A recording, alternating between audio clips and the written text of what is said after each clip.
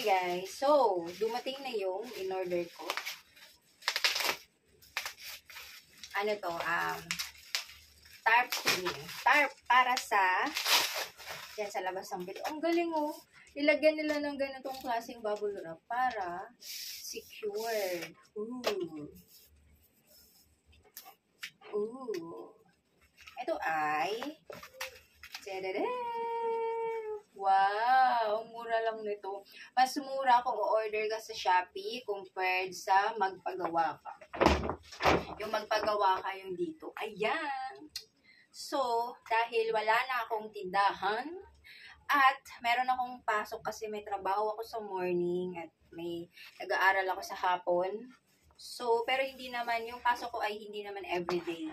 And ang pag-aaral ko ay minsan online. Pero kasi may mga ibang ano pa ako ginagawa.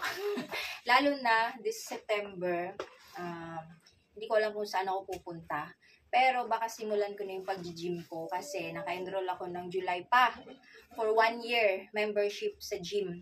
Diba? Bayad na. Pero July, August, September, hindi pa ako nakapagsimula.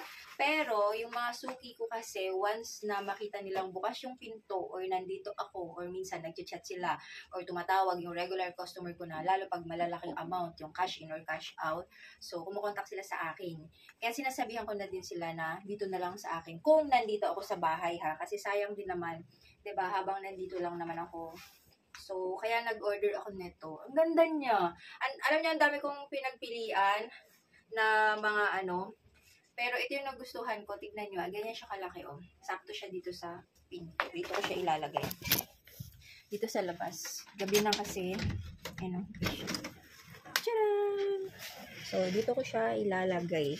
Kasi yung iba naman, alam naman na nila na meron akong GCash pag nandito ako. Pero yung iba ay hindi, 'di ba? So para pag nakita nila, ayan. So meron pa din akong GCash, Maya, bills payment, load to all network, bank transfer, at kung ano-ano pang online transaction na 'yan. So pwede yan dito sa bahay.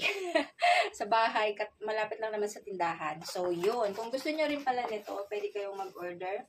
Ang ganda niya, makapal din siya. Sakto lang yung ano niya. Kasi nag-inquire ako, kung magpapagawa ako, ikaw pa magle-layout, tapos mas mahal. So, mas maganda ang order mo na lang, 'di ba?